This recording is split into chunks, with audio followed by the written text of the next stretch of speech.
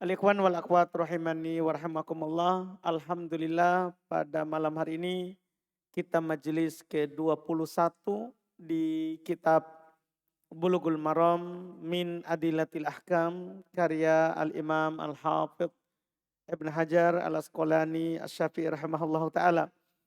Kita masih di bab nawakidul wudu, pembatal wudu.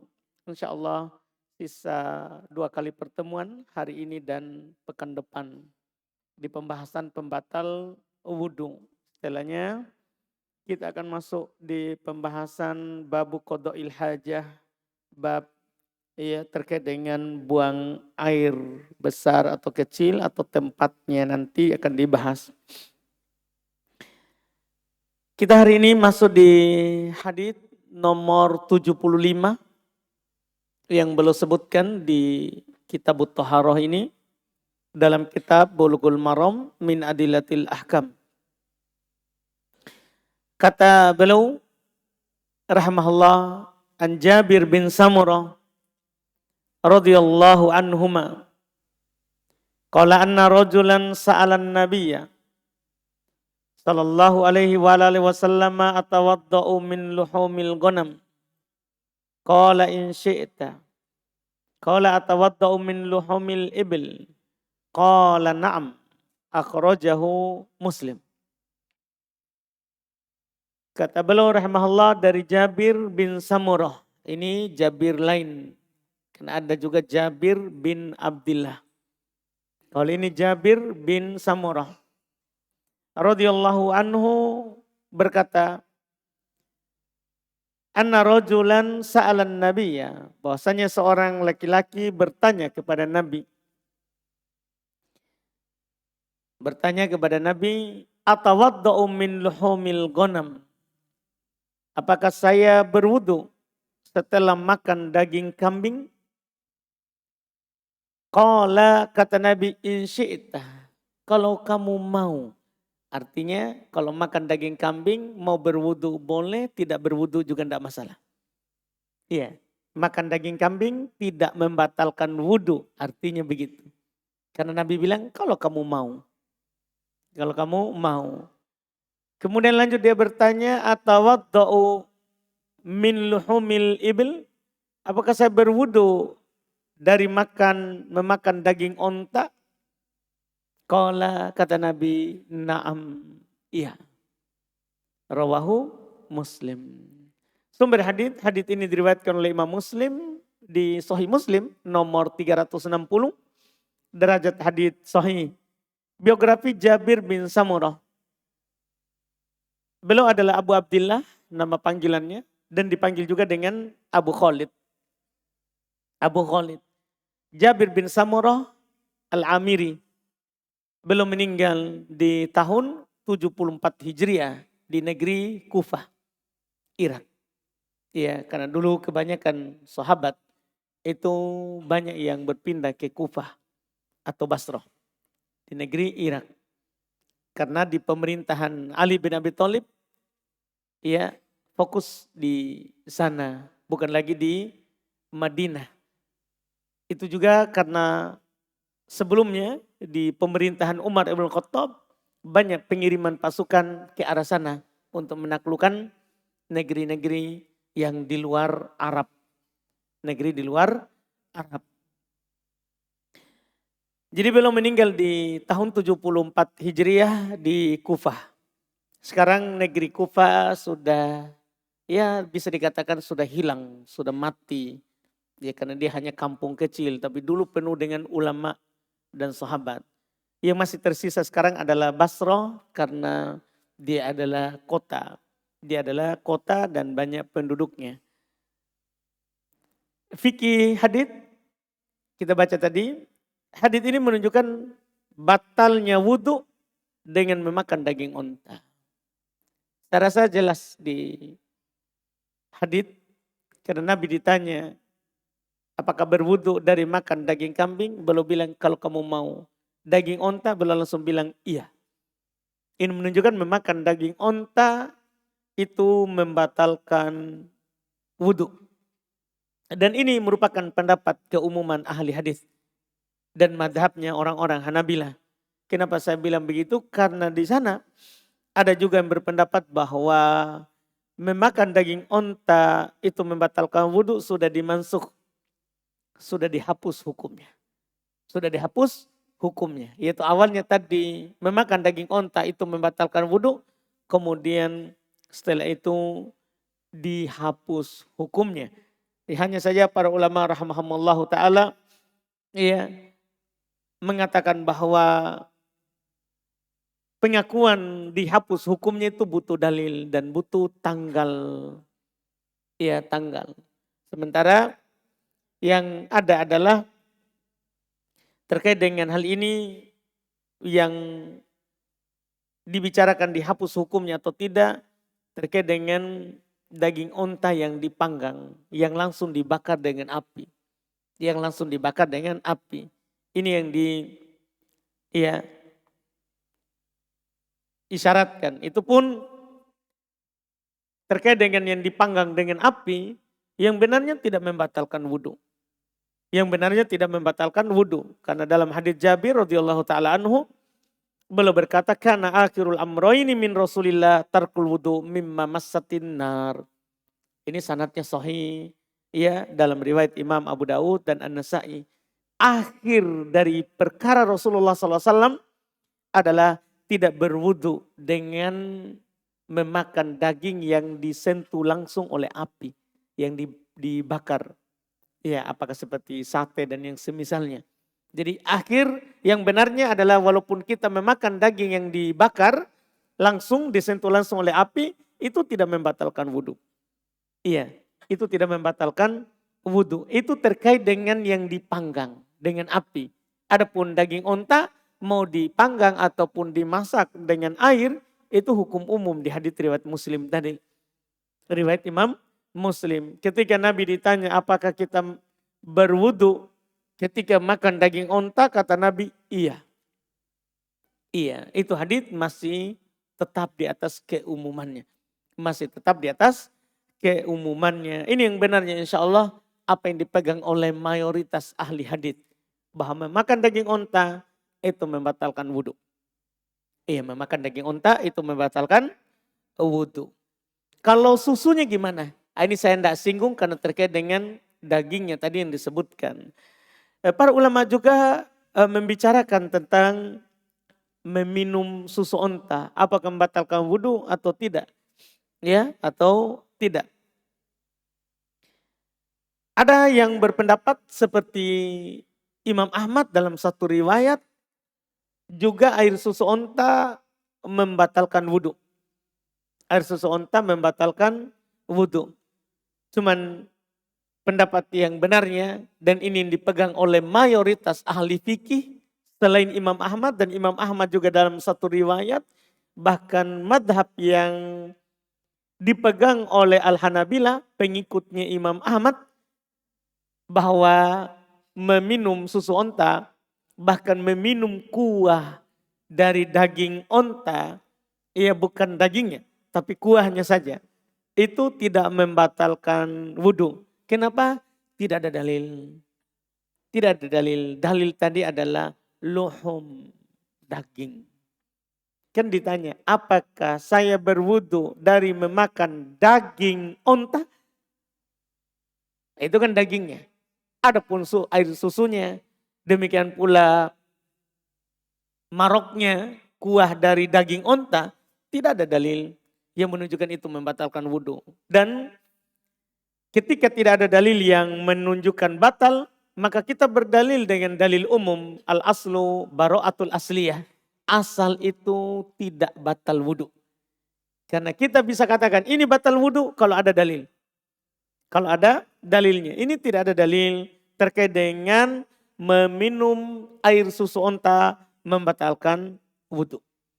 Iya, itu yang benarnya insyaallah ta'ala. Kemudian hadits berikutnya. Kita masuk di hadits 86. 76 ya, salah penomoran ini saya salah tulis. Ini kan 76, 75. Seharusnya di sini Salah tulis itu. Insya Allah nanti diperbaiki.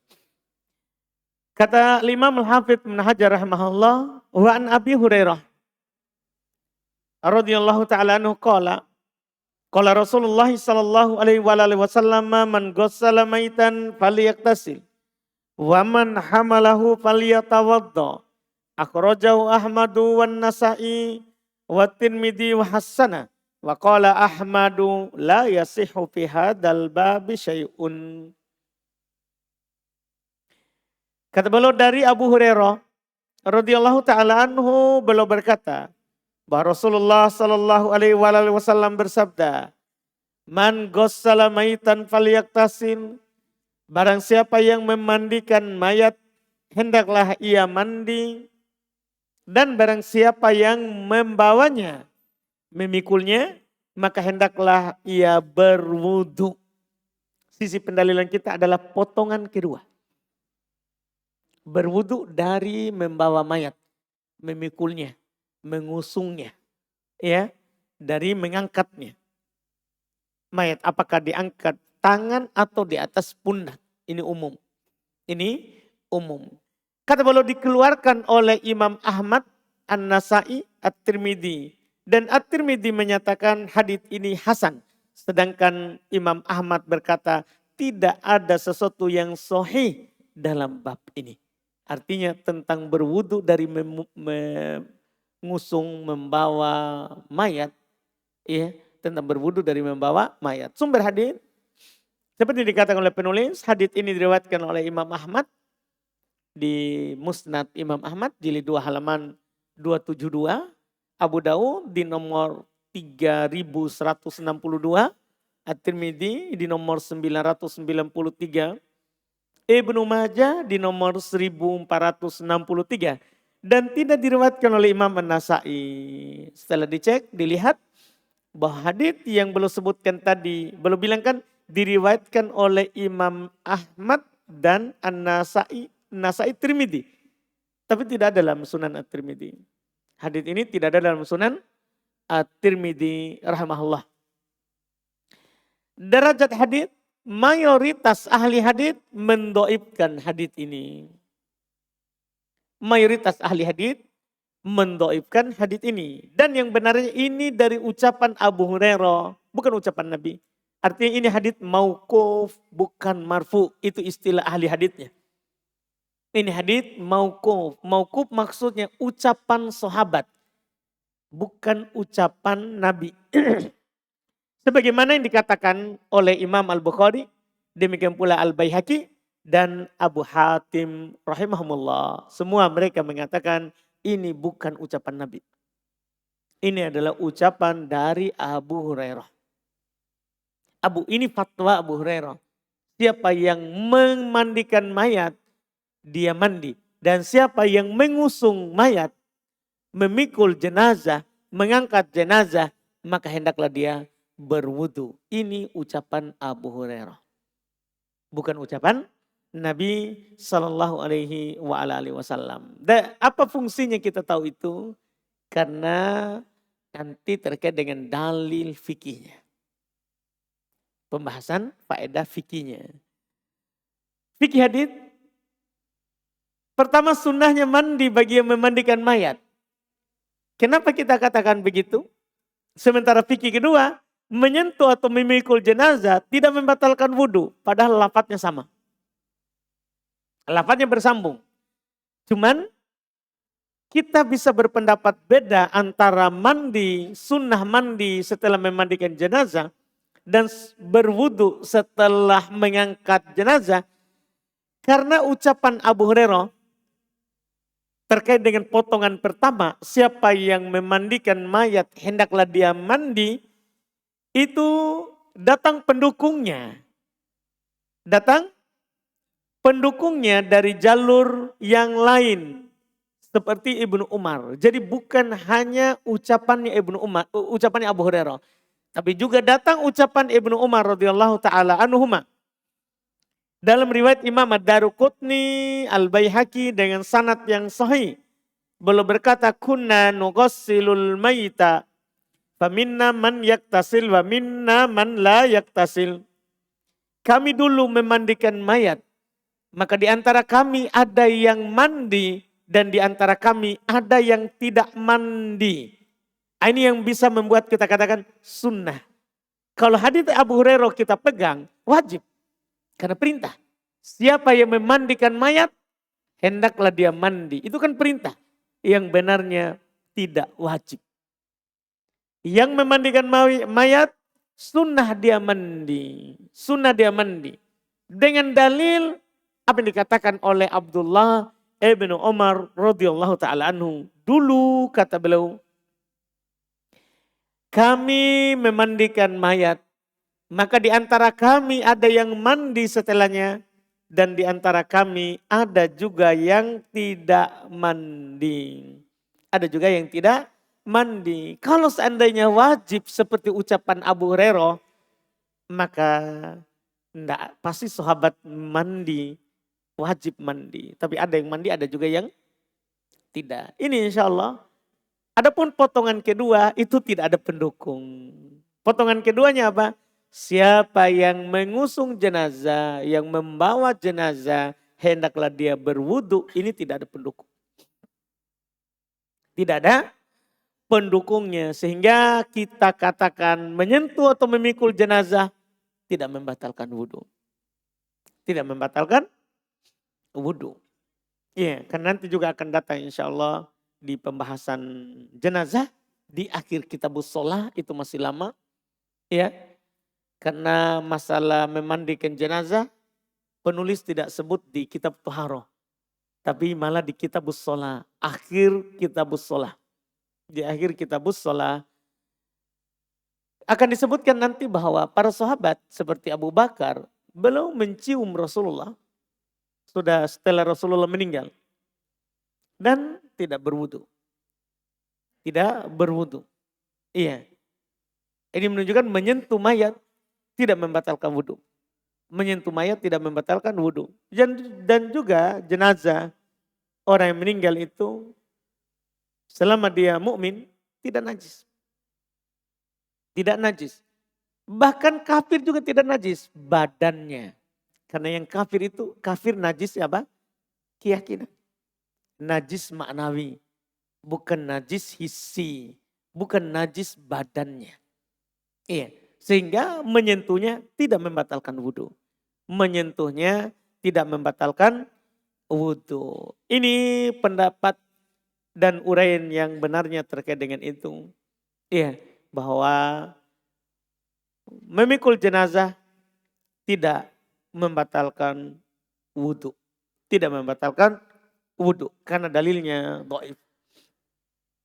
Disebabkan dalil yang disebutkan adalah dalil yang dhaif. Kita masuk lagi di hadis berikutnya. Ya, hadis nomor 77. Ini sudah benar ya, tadi memang salah penomoran. Kata beliau an Abdillahi ibn Abi Bakar rahimahullah anna fil kitabil ladzi katabahu Rasulullah sallallahu alaihi wasallam li Amr ibn Hazm la yamassal Qur'ana illa tahir. Rawahu Malikun mursalan wa wasalahu Nasa'i wa Ibnu Hibban wa huwa ma'lul. Kata beliau dari Abdullah ibn Abi Bakar rahimahullah. Beliau berkata bahwa dalam surat yang ditulis Rasulullah sallallahu alaihi wasallam untuk Amr ibn Hazm. Kenapa Rasulullah menulis surat kepadanya?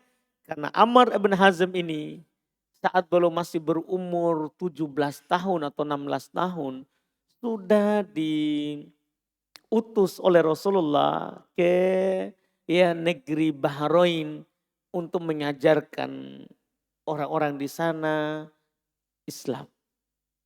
Sudah umur muda, sudah diutus sebagai pengajar. Iya. Dan waktu beliau di sana ada surat yang ditulis oleh Rasulullah.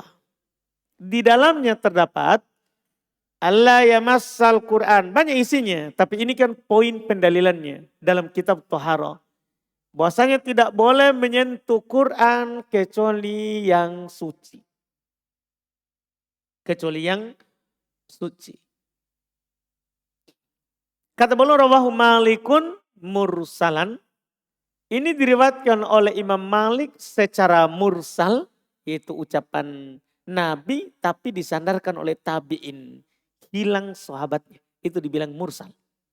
Itu dikatakan mursal. Hadits riwayat tabi'in kepada Nabi. Jadi diriwayatkan oleh Malik secara mursal dan disambung oleh Al-Imam An-Nasai dan Ibnu Hibban. Jadi Imam An-Nasai dan Ibnu Hibban meriwayatkannya dengan bersambung. Mausul artinya sampai ke Nabi. Sampai ke Nabi. Tapi wahwa ma'alul kata Al-Hafidh Ibnu Hajar, dia ma'alul, dia cacat. Hadits ini ada ilahnya, ada cacatnya. Sumber hadits seperti yang dikatakan oleh penulis, hadits ini riwayat Imam Malik, tentunya di kitab beliau yang terkenal Muwatta. Iya, Imam Malik. Nomor 234. An-Nasai di Sunan Al-Kubra ya, jadi 8 halaman 87. Dan Ibnu Hibban nomor 6559. Derajat hadits, sebagian ahli hadits mendhaifkan hadits ini. Karena hadits mursal itu termasuk dalam hadits dhaif. Karena terputus sanadnya. Dan sebagian lagi mensahihkannya. Karena banyak jalur lain sebagai pendukungnya. Iya, ada jalur lain hadits ini. Selain dari Abdullah ibn Abi Bakar. Ada dari Utsman ibn al-As dalam riwayat At-Tabrani. Dan ada dari Ibnu Umar dalam riwayat Al-Baihaqi. Ada dari Hakim ibn Hizam dari Ad-Darqutni. Ya. Semua sanadnya sebenarnya dhaif. Tidak ada yang lepas dari kritikan. Jadi yang di hadapan kita ini kan riwayat Imam Malik, An-Nasai, Ibnu Hibban. Dari Abdullah ibn Abi Bakar. Ada pendukung dari jalur lain. Dari Utsman ibn al-As, riwayat Tabrani. Dari Abdullah ibn Umar, riwayat Al-Baihaqi.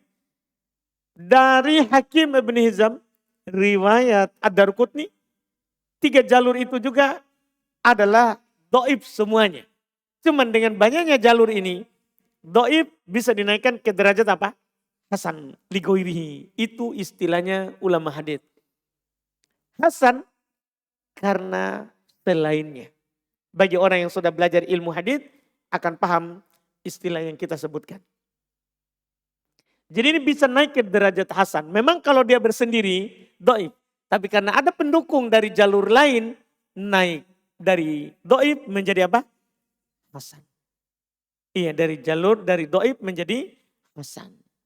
Ya, ini terkait dengan jalur hadits tadi. Jadi adapun biografinya, biografi Abdullah dan Amr, kan ada 2 situ. Ada Abdullah ibn Abi Bakar, ada Amr, ya, ibn Hazm yang disebutkan. Abdullah ibn Abi Bakar As-Siddiq, beliau putranya Abu Bakar As-Siddiq. Beliau wafat tahun 11 Hijriah. Setahun setelah Nabi meninggal, dia wafat. Setelah Nabi meninggal, beliau wafat. 11 Hijriah. Dan disolati oleh ayahnya karena waktu itu khalifah. Karena Abu Bakar menjadi khalifah di tahun pertama setelah Nabi meninggal dan tahun kedua. Abu Bakar hanya memimpin kaum muslimin 2 tahun. 2 tahun. Karena Rasulullah lebih tua dari Abu Bakar 2 tahun. Dan Abu Bakar Rasulullah meninggal di umur yang sama. Di umur yang sama, yaitu 63 tahun. 63 tahun usianya. Jadi waktu Rasulullah meninggal, Abu Bakar masih berusia 61. 2 tahun setelah meninggal Rasulullah, dia meninggal. Tapi setahun setelah meninggal Rasulullah, meninggal putranya Abdullah. Meninggal putranya Abdullah. Iya. Ini terkait dengan Abdullah. Kemudian Amr bin Hazm bin Zaid Al-Khazraji, yaitu asalnya Madinah. Ya, nama panggilan beliau Abu Dhahhak. Ya, Abu Dhahhak. Fikih hadis dipersyaratkan toharoh bagi yang mau menyentuh mushaf. Itu ringkasnya begitu. Dan yang saya katakan itu adalah pendapat yang kuatnya saja. Karena para ulama rahimahumullah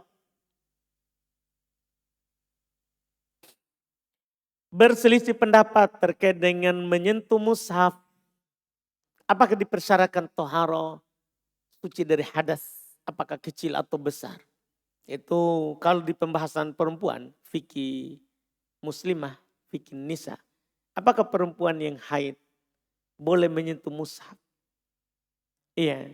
Tapi karena kita ini pembahasan umum bukan membahas fikih perempuan, maka kita berbicara umum. Apakah perempuan haid, lelaki junub, iya, atau yang berhadat boleh menyentuh mushaf atau tidak? Itu ada silang pendapat di kalangan para ulama.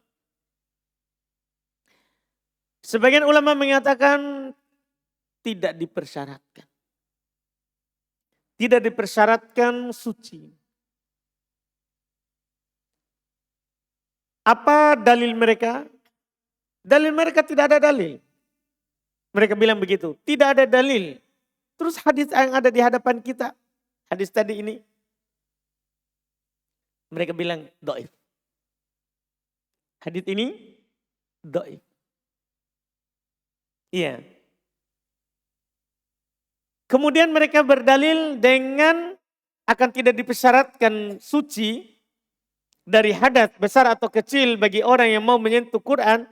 Dia berdalil dengan hadis setelahnya yang disebutkan oleh penulis ini. Hadis ini disebut oleh penulis.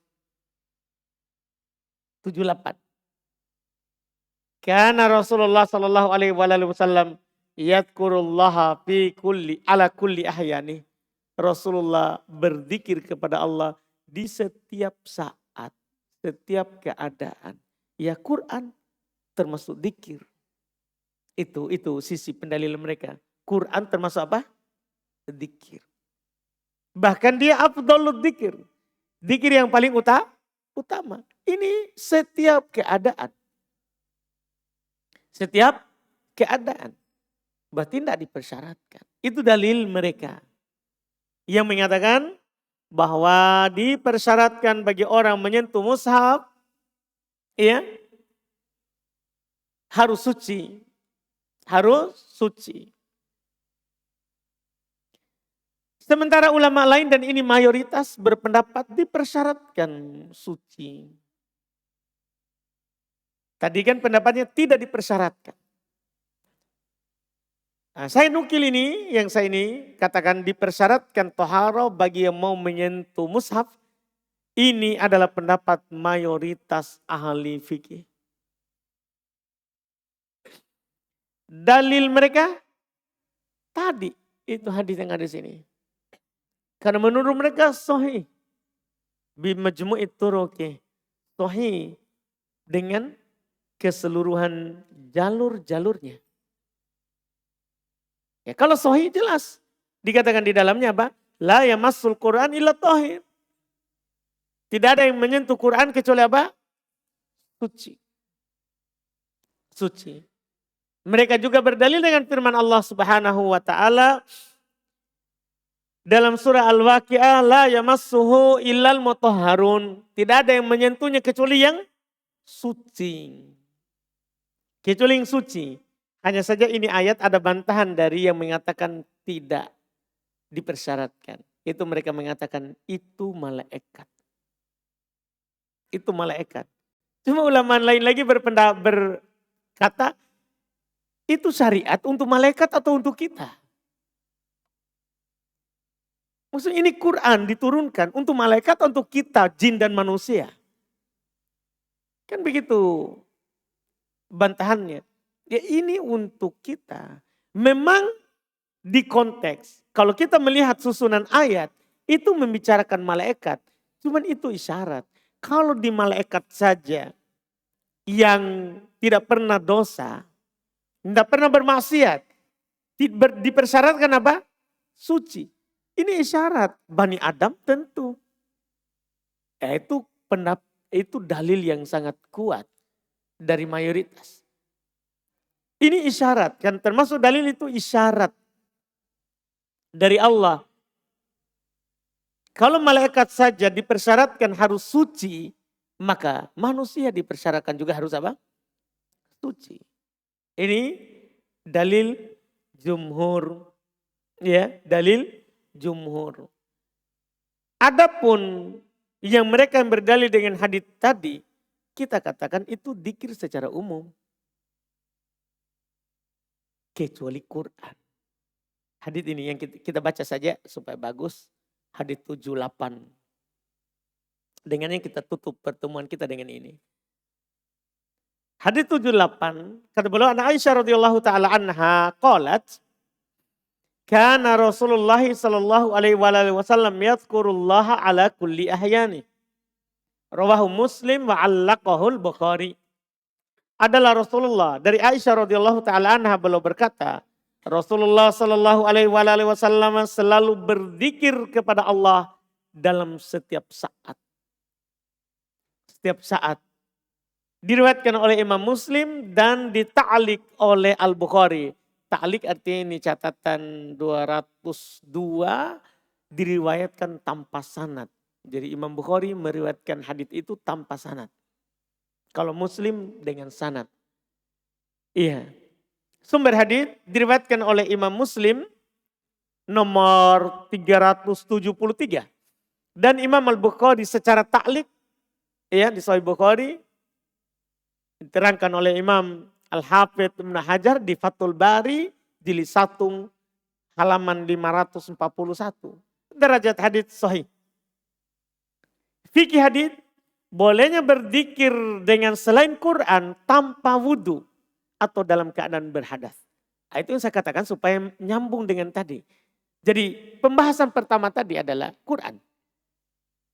Sehingga kita bisa simpulkan, ini pendapat mayoritas. Kalau yang ini sepakat ya, ini tidak ada silang pendapat bahwa boleh kita berzikir selain Quran tanpa wudu atau dalam keadaan hadas.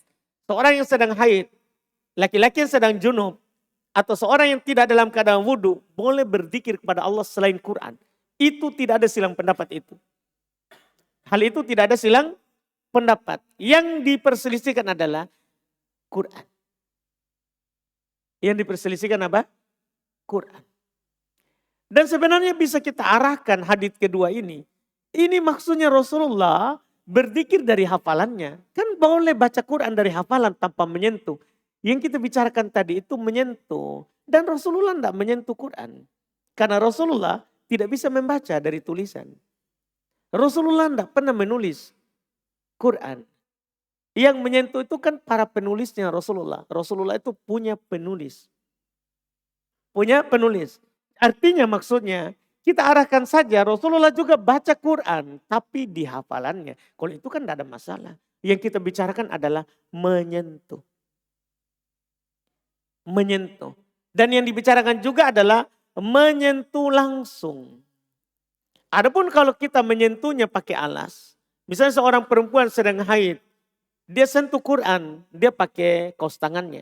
Boleh. Dia buka Quran pakai kaos tangannya. Boleh. Atau pakai alas apapun itu. Atau dia menyentuh tidak langsung. Dia sentuh HP-nya, Quran ada di dalamnya. Iya. Atau menyentuh bukan Quran, tapi tafsir Quran. Terjemahan Quran. Itu boleh. Itu dibolehkan. Jadi pendapat mayoritas tadi itu terkait dengan menyentuh langsung mushaf. Quran. Bukan terjemahan Quran, bukan tafsir Quran. Bukan aplikasi Quran. Itu yang disebutkan. Ini pendapat yang paling bagus, paling hati-hati insya Allah ta'ala. Yaitu tidak boleh menyentuh Quran kecuali suci. Menyentuh langsung. Adapun dari hafalan Membaca Quran dari hafalan boleh. Boleh. Hal tersebut atau mendengarkan Quran dibolehkan. Ini diperbolehkan. Ini yang dibahas di sini di dua hadits ini. Di dua hadits ini. Dan para ulama mengikutkan pembahasan lain terkait dengan dua hadits ini, tapi saya tidak masukkan. Yaitu seperti mereka ikutkan apa hukum membawa mushaf di tas. Kita tidak sentuh tapi ada di tas. Itu juga dibahas. Iya. Dan mereka katakan boleh kan dia tidak masuk dalam yang dibicarakan tadi. Menyentuh. Tidak masuk dalam yang dibicarakan tadi menyentuhnya. Tapi membawa dalam tas. Itu dibolehkan. Itu dibolehkan. Demikian pula hal-hal lain yang mereka bicarakan di sini. Tapi kita tidak masukkan karena terbatas pada apa yang beliau sebutkan tadi. Kita cukupkan dulu sampai di situ. Ya, insyaallah taala kita akan selesaikan pekan depan pertemuan terakhir untuk pembatal wudhu insyaallah taala.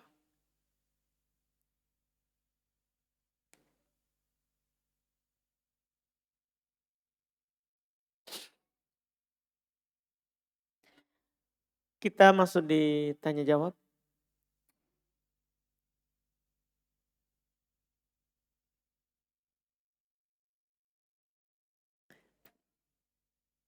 Bukan di pekan lalu ini. Masya Allah. Allahu Akbar. Pokoknya.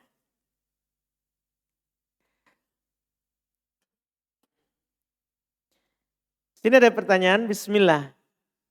Afan Ustadz, apa hukumnya berjabat tangan setelah sholat fardu? Karena biasa saya mendapati sebagian masjid. Kalau itu diyakini sunnah, berjabat tangan setiap setelah sholat fardu, maka itu bid'ah. Berjabat tangan itu sunnah pada dasarnya. Cuman dikhususkan setelah sholat, itu jadi bid'ah. Karena tidak ada penukilan dari Nabi SAW ya, yang menunjukkan bahwa ada sunnah berjabat tangan setelah sholat. Tidak ada. Nabi SAW telah sholat 5 waktu sebanyak 13 tahun. Nabi, karena beliau hanya sholat 13 tahun, sholat 5 waktu. Karena sholat 5 waktu itu disyariatkan di tahun setelah tahun 10. Setelah pengangkatan belum menjadi Nabi. Maksudnya Nabi sholat 5 waktu itu di Makkah hanya 3 tahun. Kemudian di Madinah 10 tahun. Nabi hanya sholat 5 waktu itu 13 tahun. Tidak dinukil dari Nabi SAW oleh para sahabat bahwa setelah sholat Nabi bersalaman. Bersalaman disyariatkan, tapi ditempatkan setelah sholat itu menjadi bid'ah tambahan. Menjadi bid'ah tambahan. Bersalaman Masya Allah disyariatkan. Bahkan Nabi SAW ma min muslimaini yaltaqiyan. Tidak ada dua muslim berjumpa. Kemudian dia bersalaman. Maka akan gugur dosanya sebagaimana gugur daun dari pohon. Selama mereka bersalaman. Iya. Bahkan Al-Imam Al-Hasan Al-Basri berkata al-musafahah tazidu fil wud, bersalaman, berjabat tangan, menambah kecintaan. Ya begitu. Kalau kita jumpa baru tidak bersalaman, itu malah membuat kebencian. Orang kadang bersangka pada kita, kenapa itu tidak mau sekali berjabat tangan. Tapi kalau kita berjumpa, pukul tangan teman, bersalaman, menambah kecintaan.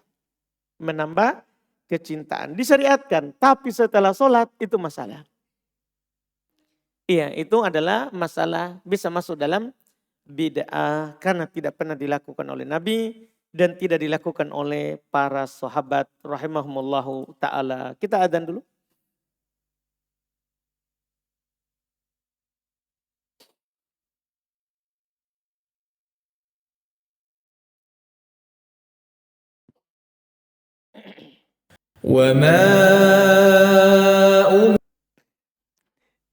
Baik, Pertanyaan berikutnya, apakah bekas madi yang sudah kering masih membatalkan wudhu? Tidak, madi itu tidak membatalkan wudhu. Saya ulangi, madi itu tidak membatalkan wudhu kalau yang melengket di pakaian. Dipahamkan? Batal itu saat dia keluar. Cuman madi itu karena dia najis, maka ketika kita sholat harus bersih darinya. Karena dia najis itu pembahasannya. Beda kalau mani. Mani membatalkan wudhu ketika dia keluar. Bahkan mewajibkan mandi. Tapi kalau ada bekasnya di pakaian. Karena dia bukan najis. Tidak membatalkan sholat. Paham pembahasannya? Itu bedanya antara madi sama apa? Mani. Sama-sama membatalkan wudhu. Cuman satunya bedanya mewajibkan mandi. Satunya tidak. Kemudian satunya najis. Satunya tidak. Madi kalau ada di pakaian itu membatalkan sholat karena najis. Mani kalau ada di pakaian tidak membatalkan sholat karena suci. Karena suci. Mungkin kita bisa pahami itu perbedaan antara madi dan mani. Wallahualam.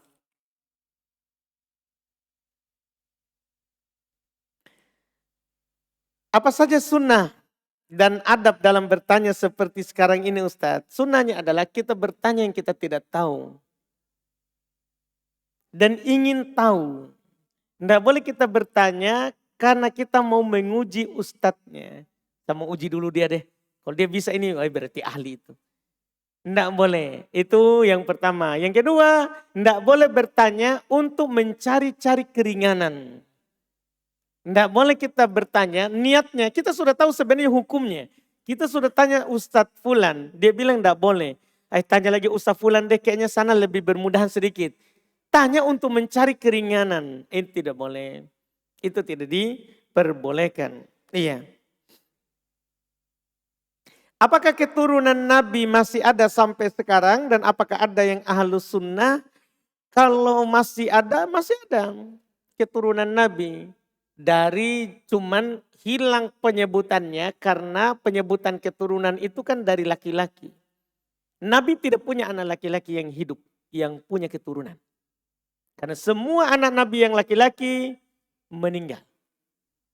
Meninggal. Jadi keturunan Nabi itu dari jalur putrinya. Dari jalur apa?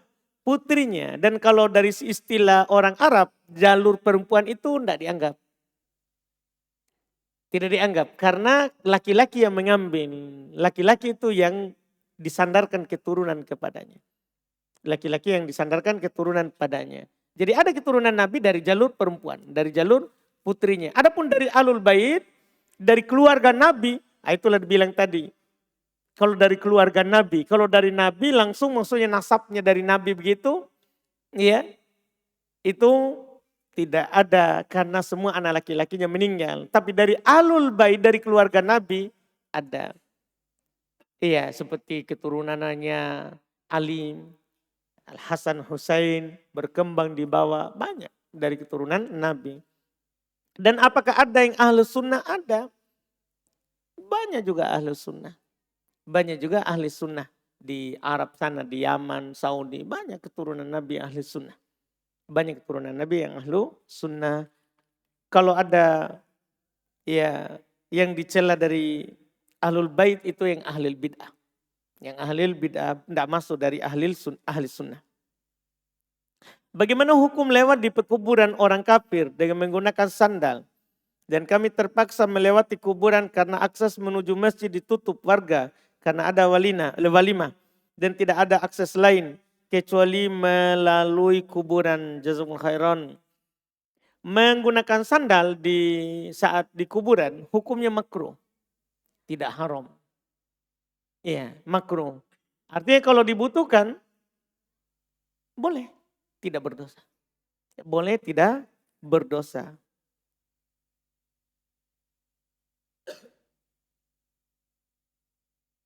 Apa Ustadz? Apa obatnya?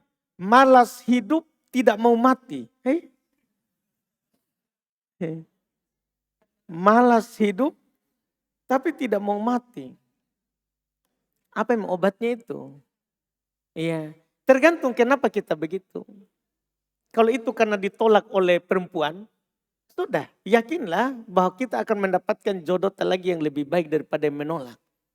Enggak usah kita sibuk. Ya, gara-gara perempuan kita pergi bunuh diri begitu. Ya, malas hidup langsung tapi enggak mau mati. Jadi tergantung apa masalahnya. Apa masalahnya? Kalau perkara dunia ini masalah rezeki, maka kita tuh cukup mengetahui bahwa kalau luput, ketahuilah itu sudah ditulis sebelum diciptakan langit dan bumi 50.000 tahun. Bukan sebelum kita diciptakan. Sebelum langit dan bumi diciptakan, rezeki kita itu sudah ditulis. Jadi tidak usah dikhawatirkan.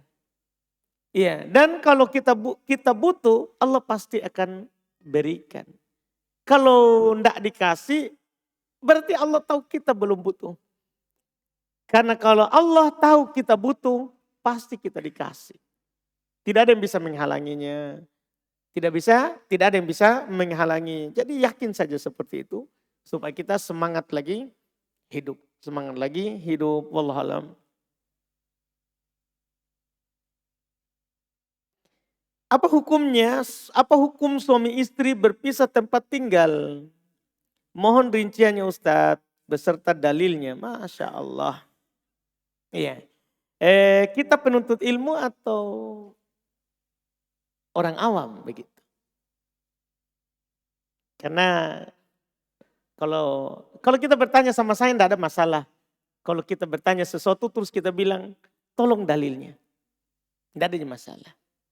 Tapi kalau kita bertanya kepada ulama, misalnya kita bertanya kepada ustadzul, orang kalau dia ngomong sesuatu pasti pernah baca dalilnya.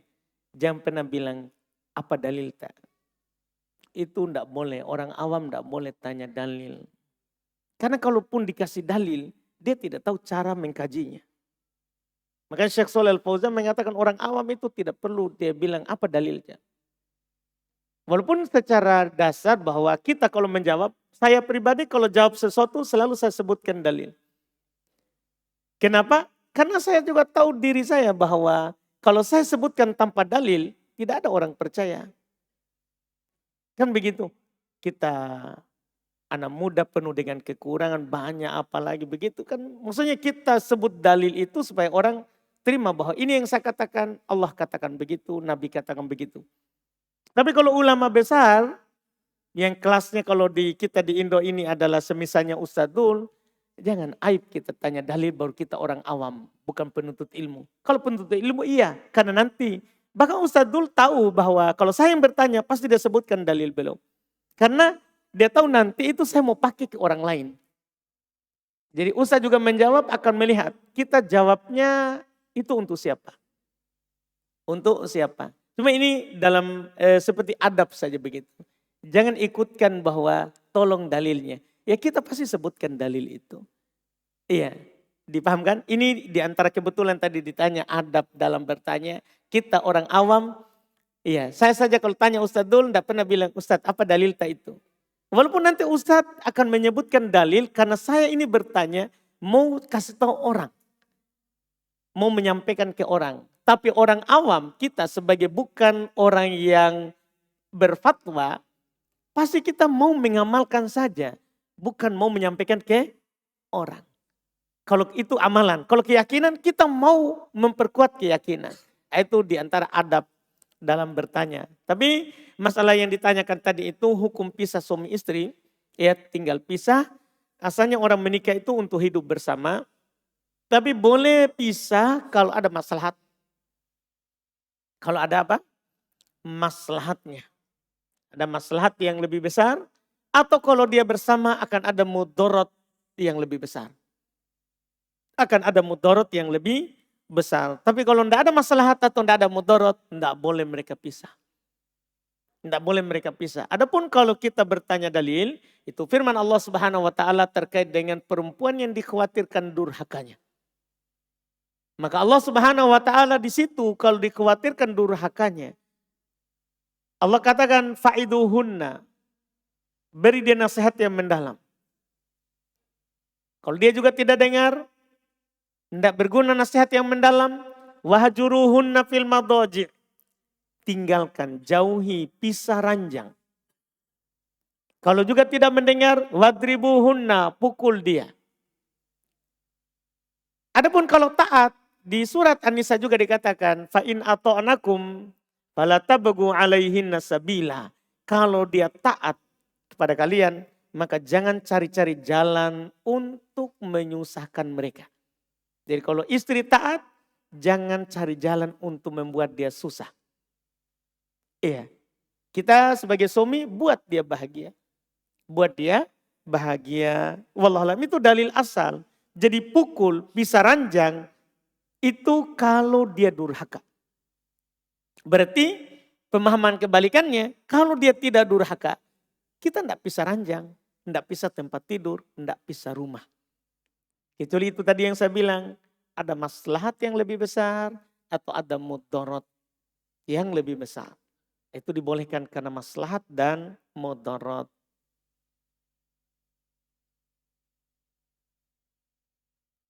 Apa hukumnya main kripto, tanam saham online? Tergantung saham apa yang kita tanam.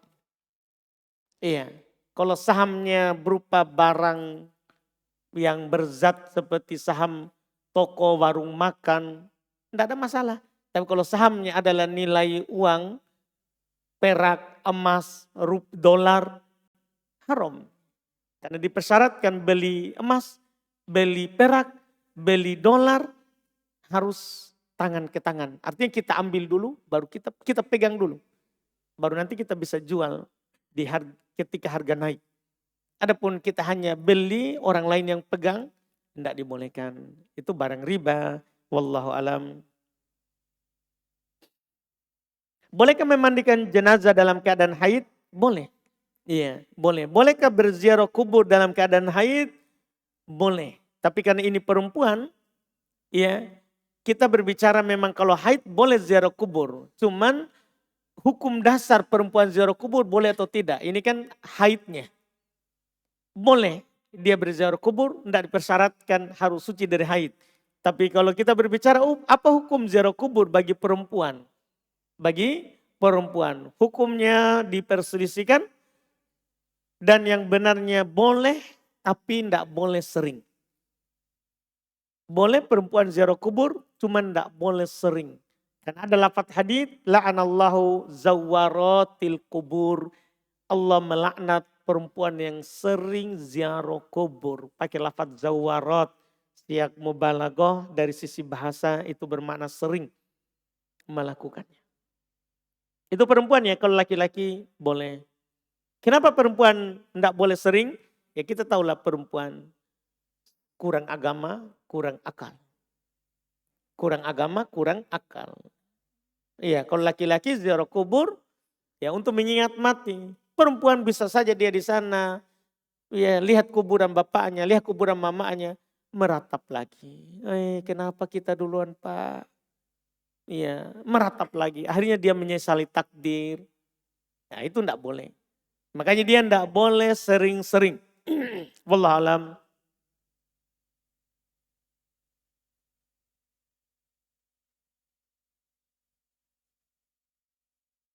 Ustadz, saya orang baru belajar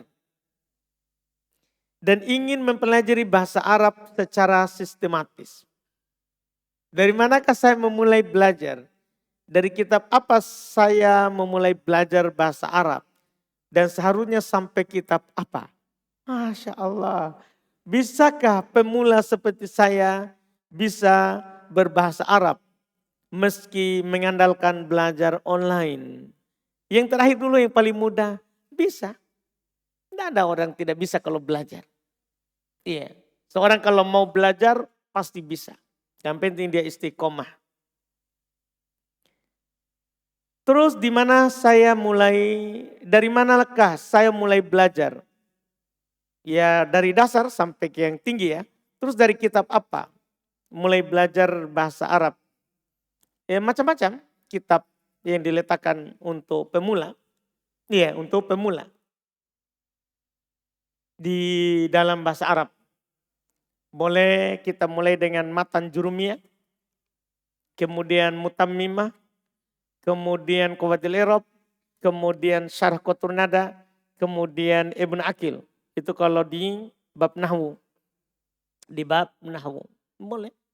Kita mulai di situ. Matan Jurmiyah, Mutammimah Jurmiyah, kemudian syarah, kemudian Qawaidul I'rab, kemudian syarah Qatur Nada, kemudian Ibnu Aqil. Ya, kalau kita belajar dari dasar itu kemudian sampai Ibnu Aqil atau syarah Alfiyah Ibnu Malik, tidak harus Ibnu Aqil. Dia boleh syarah yang lain juga. Itu kita sudah ahli itu. Kalau kita mulai dari yang saya sebutkan tadi kemudian sampai syarah Alfiyah Ibnu Malik, maka kita sudah ahli. Kita sudah ahli. Tapi kalau mau sekedar pintar belajar bahasa Arab, mau pintar baca kitab saja, maka bisa sampai mutammimah sudah cukup.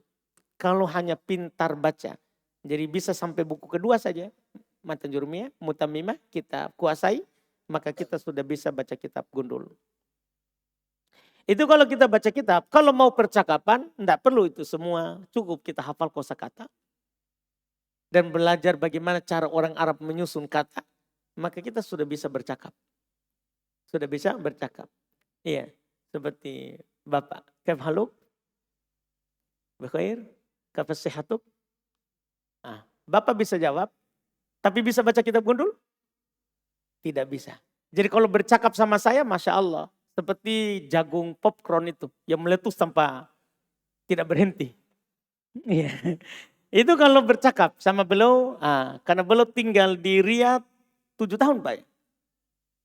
Di Kuwait, berapa tahun? Oh Masya Allah, Itna Asyar. Lihat saja. Jawab pakai bahasa Arab. Saya bahasa Indo, dia bahasa Arab. Allahu Akbar. Nah itu kalau mau bercakap ya tanya sama Bapak. Tapi kalau saya bertanding sama Bapak baca kitab Gundul, Bapak kalah. Alhamdulillah. Jadi kalau kita mau apa gitu. Kita mau belajarnya apa. Karena lebih sederhana kalau bercakap daripada mau baca kitab Gundul. Iya. Jadi kita sekarang mau belajar yang apa. Iya. Tergantung mau tak baru kita jalan belajar. Mau bertanya Ustadz, jika ada jemaah umroh dan berangkat dari Makassar, Jeddah, tapi akan melanjutkan perjalanan ke Madinah, apakah tidak mengapa jika nanti mikot umrohnya di Bir Ali saja? Karena ada yang mengatakan harus mikot di Yalamlam. Perjalanannya dari Makassar, Jeddah, Madinah, lalu mikot di Bir Ali, kemudian ke Mekah. Apakah perjalanan ini sah Ustadz? Masya Allah, sah perjalanannya. Cuman yang mengatakan tadi, karena ada yang mengatakan harus mikot di Yalamlam, ini bisa benar dan bisa salah pernyataan terakhir itu. Tergantung. Kalau yang melakukan perjalanan tadi sebenarnya dia bilang, saya dari Makassar ke Jeddah dan langsung masuk Mekah. Benar dia bilang, harus di atas pesawat. Harus kita berihram saat kita sejajar dengan Yalamlam. Dan itu adalah hanya beberapa menit sebelum mendarat di Jeddah. Itu benar yang dia bilang. Tapi kalau ada orang hanya numpang turun di Jeddah dan dia akan ke Madinah. Ke Madinah bukan mau berumroh, tapi mau masuk dulu Madinah. Baru nanti akan masuk umroh ke Mekah. Setelah dari Madinah. Maka salah ucapan tadi. Karena dia belum mau berumroh. Dia belum mau berumroh, dia sekarang mau ke kota Madinah. Maka kalau mau ke kota Madinah, tidak ada kewajiban untuk berihram di Yalamlam.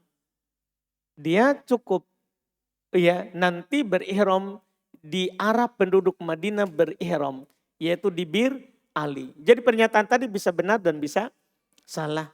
Tergantung gambaran perjalanan dari orang yang mau melakukan perjalanan umroh.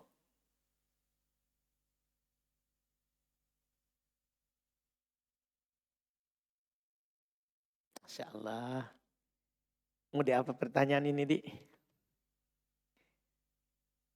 Izin bertanya, saya akhwat, apakah boleh menikah dengan laki-laki yang baru mu'alaf? Apakah boleh jika sudah balik menyalami tangan om sendiri walaupun bukan mahram? Pertanyaan kedua aneh. Om bukan mahram, om mahram. Om itu saudara bapak, saudara ibu, mahram. Kenapa kita bilang bukan mahram? Iya, saudaranya bapak, saudaranya ibu, mahram. Kita bisa baca surat An-Nisa ayat 11. Di situ dijelaskan siapa saja mahram kita. Siapa saja mahram kita. Termasuk om, bibi, itu mahram. Itu mahram. Iya. Om tak, om tak, bukan om. Iya. Om tak sendiri. Iya. Om tak sendiri. Itu mahram. Iya. Jangan sampai diumumkan nanti semua om di mahram. Iya. Kemudian tadi saya akhwat bolehkah menikah dengan lelaki yang baru mu'alaf? Kalau bagus akhlaknya dan dia orang semangat belajar, bismillah. Tidak harus kita menikah dengan orang yang sudah panjang jenggotnya.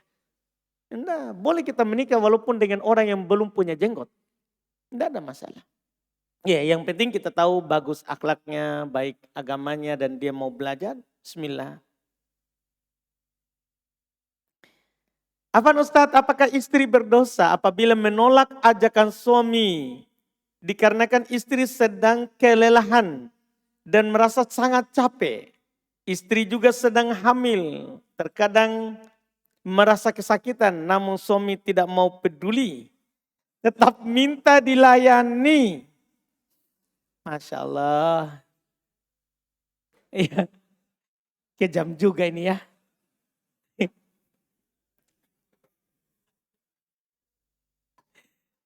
Yang jelas, ya kalau kita ada udur, kalau kita berudur, tidak berdosa. Tidak berdosa. Iya. Cuman kalau kita melihat bahwa suami kita itu memang ya tinggi syahwatnya, maka jalannya ada dua saja. Kita layani dengan sabar atau suruh dia menikah lagi. Iya. Itu dua saja jalannya. Mau kita bilang apa? Tidak bisa kita bilang apa. Jadi kalau kita memang mau bersabar, layani saja. Walaupun dari sisi lain kita juga harus katakan kepada suami, seorang suami harus memahami namanya awarid al-mar'ah. Perkara-perkara yang tidak bisa dihindari oleh perempuan. Haid, nifas, hamil, ngidam. Kita sebagai suami harus paham itu. Supaya kita tidak salah sangka. Kita mau dilayani terus padahal itu dia tidak bisa hindari. Tidak bisa dia hindari yang namanya hamil. Itu suami harus mengerti. Harus mengerti, memaafkan istrinya kalau tidak bisa dulu melayani. Tidak bisa dulu melayani. Iya, tapi kalau suami tidak mau mengerti itu salah. Iya, maka kita sabar saja. Tetap melayaninya walaupun kita sakit, tidak ada masalah. Kita dapat pahala dari hal tersebut. Kita dapat pahala dari hal tersebut. Cara kedua, kalau kita memang tidak mampu bersabar untuk melayaninya, kita sudah sakit sekali, kita bisa pingsan, bisa mati, suruh saja menikah. Suruh saja menikah. Nah bilang bapak-bapak tahu, ini jawaban terbaik. Jawaban terbaik ini ya. Alhamdulillah. Pokoknya kalau bercerita nikah dua paling semangat ikhwah. Alhamdulillah.